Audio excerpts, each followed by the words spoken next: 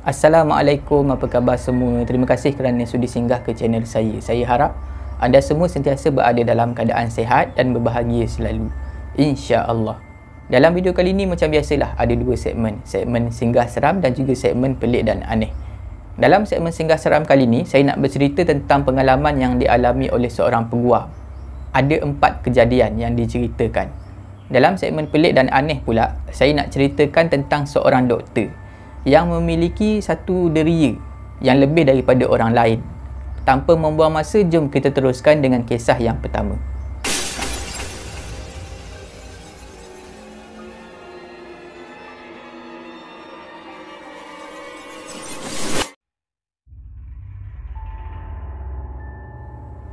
Selamat datang ke segmen singgah seram.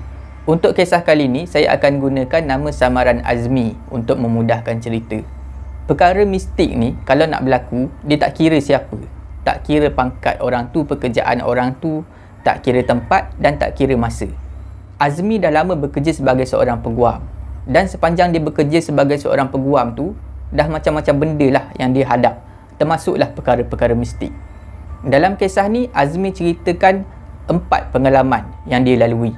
Pengalaman pertama yang dialami oleh Azmi berlaku di pejabat. Pejabat firma pertama, firma guaman pertama tempat dia bertugas. Katanya Azmi, di pejabat tu ada penunggu. Sebab dah banyak kali dia kena. Selalu Azmi kerja sampai lewat malam. Kadang-kadang tinggal dia seorang aja dekat pejabat tu. Azmi kata, mula-mula penunggu di pejabat tu cuma usik biasa je. Bunyi ketukan pintu, bunyi kerusi ditarik, dialih, macam tu je lah. Tapi lama kelamaan, penunggu ni dia dah berani nak usik barang-barang elektronik dalam pejabat tu. Antaranya adalah mesin photostat. Kadang-kadang mesin photostat dekat pejabat tu boleh on dengan sendirinya. Kertas akan masuk dan keluar dengan sendiri. Samalah dengan mesin fax yang ada di pejabat tu. Lama kelamaan gangguan tu makin menjadi-jadi. Kadang-kadang benda ni dia main lampu, dia main buka tutup lampu, kadang-kadang dia buka komputer. Macam tu lah gangguan yang berlaku di pejabat tu. Tapi kalau setakat gangguan macam tu, Azmi tak berapa heran lah. Tak kisahlah sebab benda tu tak mengganggu kerja dia. Cuma ada satu kali ni, benda ni dah mengganggu kerja dia. Pada satu hari tu, Azmi cari fail dia. Fail case yang dia perlu bentangkan keesokan harinya. Fail case tu tiba-tiba hilang. Seolah-olah ada seseorang dah sorokkan fail case tu. Fail case tu sangat penting sebab case tu nilai dia melebihi RM10,000 pada masa tu. Azmi dah puas cari dekat meja dia, tanya orang, seorang pun tak tahu.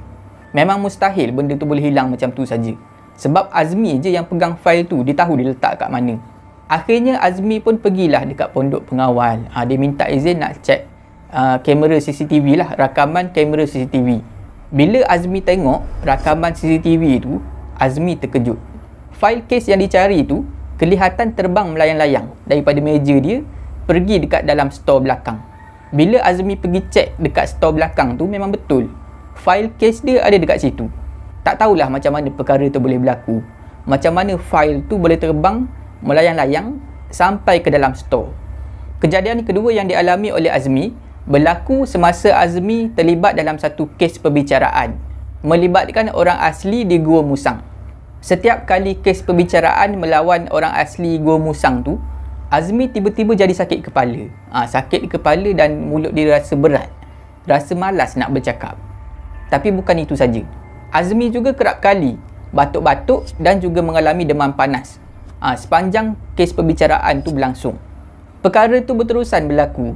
Sampailah satu hari, Azmi memandu kereta, berhenti, singgah di sebuah surau yang terletak di satu kawasan di Pasir Putih, Kelantan. Di surau itulah ada seorang imam ni dah tegur Azmi. Katanya dia ternampak ada sesuatu benda yang kotor dah melekat pada tubuh Azmi. Kemudian imam tu bagi satu saranan. Katanya lebih baik Azmi ni minum air tawar untuk nak buang benda kotor yang melekat pada badan dia tu. Daripada apa yang Azmi cerita ni, tak pastilah sama ada benda kotor tu datangnya daripada orang-orang yang terlibat dalam kes perbicaraan tu sendiri ataupun benda-benda asing yang tiba-tiba melekat pada tubuh dia.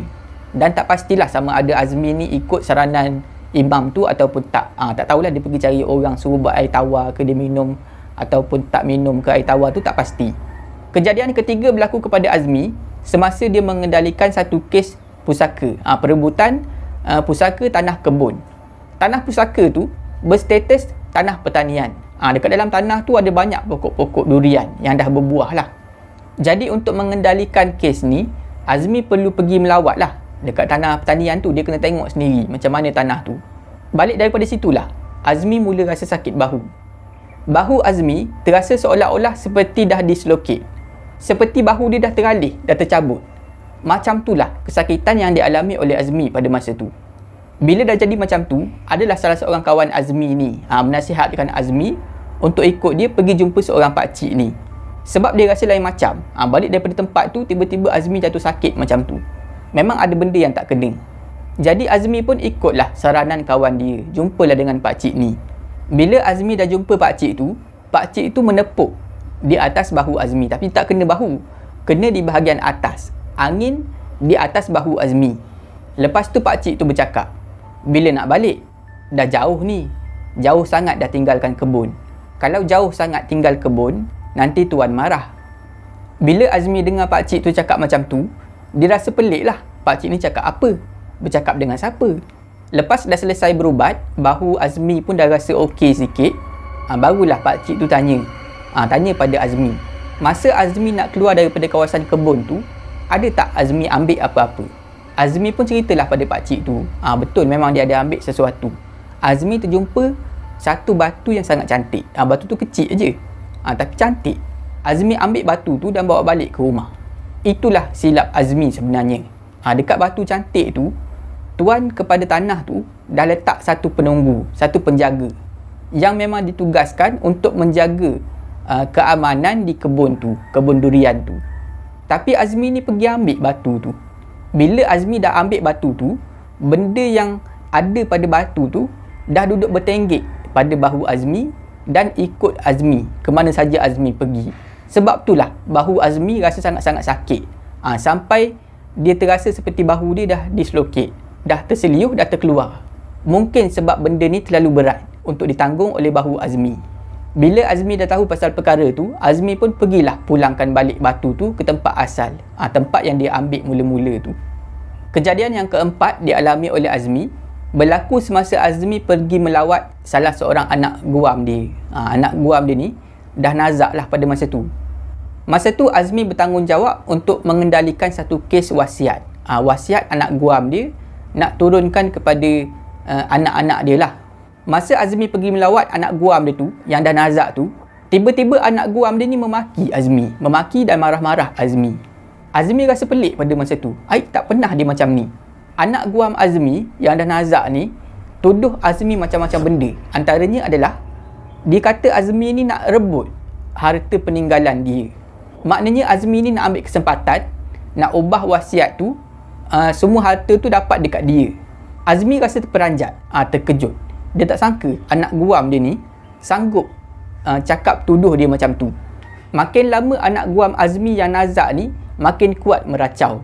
Lepas tu anak-anak kepada anak guam Azmi ni pergilah cari seorang ustaz. Datang ke rumah tu dan dia pun berubat lah.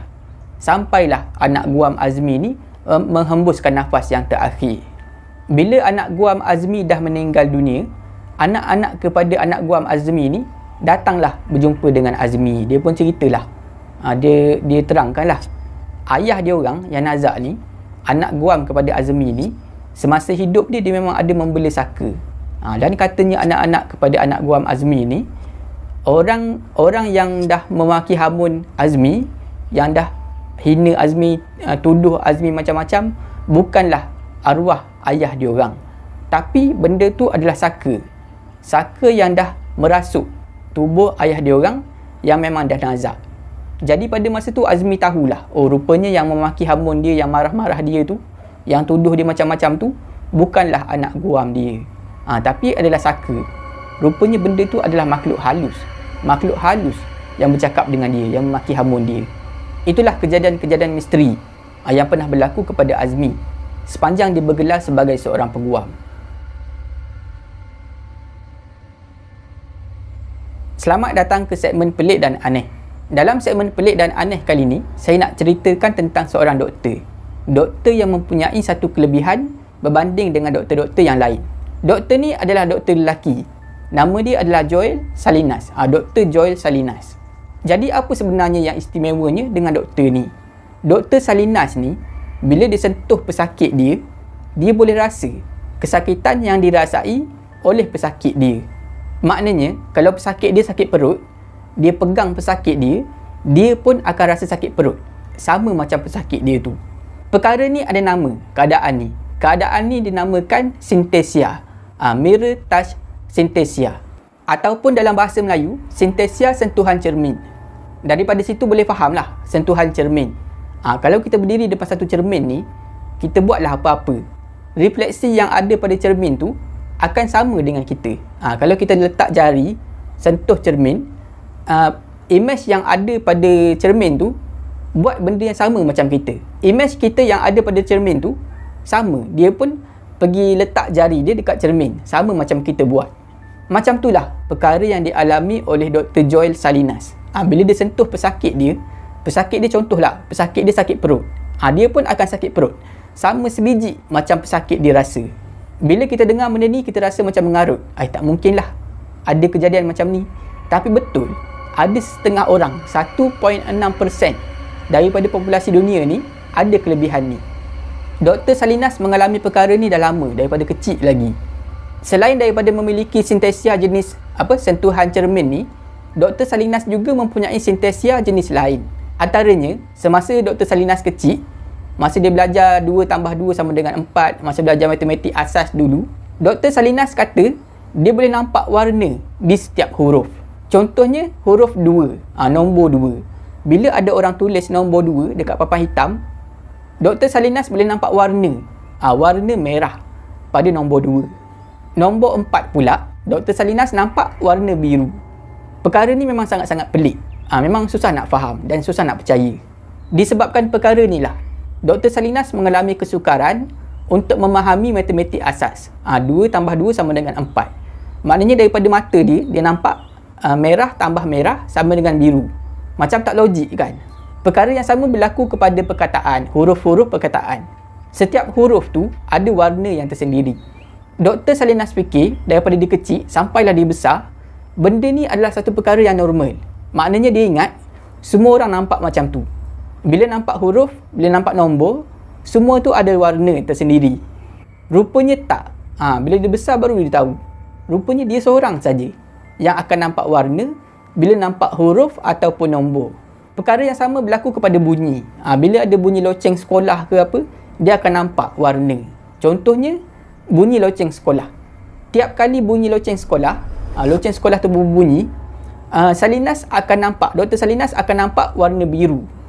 Disebabkan Dr. Salinas fikir perkara ni normal, dia tak pernah bercakap lah pasal perkara ni. Tak pernah bercakap dekat mak ayah dia, dekat kawan-kawan dia. Sampailah dia masuk kolej. Masuk kolej, nak belajar pasal perubatan. Ada satu hari ni, di kolej dia tu, Dr. Salinas terdengar orang bercakap. Bercakap pasal perkara tu. Ada setengah manusia yang mempunyai kebolehan untuk melihat. Melihat bunyi. Bukan saja mendengar, tapi melihat. Contoh bila terdengar bunyi sesuatu, bunyi itu disertai dengan warna. Maknanya mata dia boleh melihat bunyi itu. Daripada situlah, Dr. Salinas baru tahu, rupanya apa yang dia alami selama ni, bukan semua orang alami. Dr. Joel Salinas ni, macam yang kita sedia maklum lah, dia menghidap sinestesia jenis mirror touch. Maknanya bila dia tengok orang sakit ataupun sentuh orang sakit, dia juga akan merasa sakit sama macam orang tu. Bila dah ada perkara ni, kita boleh bayanglah macam mana sukanya, macam mana susahnya Dr. Salinas ni nak merawat orang. Bayangkanlah macam mana dia nak bedah orang. Nak bedah orang macam mana? Dia belah perut orang tu, dia sendiri pun akan rasa seperti perut dia dibelah. Jadi Dr. Salinas ni, dia buat strategi sendiri. Mungkin dia akan elak daripada bedah orang. Dia sekadar membantu saja, membantu orang doktor lain membedah pesakit. Tapi walaupun dia tak bedah orang, kalau dia tengok sekalipun, dia tetap akan rasa kesakitan tu. Jadi Dr. Salinas ni dia buat satu strategi. Strategi Dr. Salinas adalah untuk memandang ke arah benda lain. Dia fokus ke arah lain. Itu saja cara yang dia boleh buat untuk survive bekerja sebagai seorang doktor.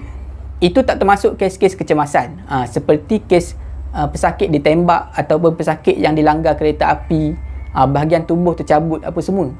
Bila dah berhadapan dengan pesakit macam tu, keadaan Dr. Salinas akan bertambah teruk. Perkara yang dialami oleh Dr. Salinas ni kadang-kadang boleh menjadi satu benda yang baik lah. Dr. Salinas boleh faham apa yang pesakit dia alami.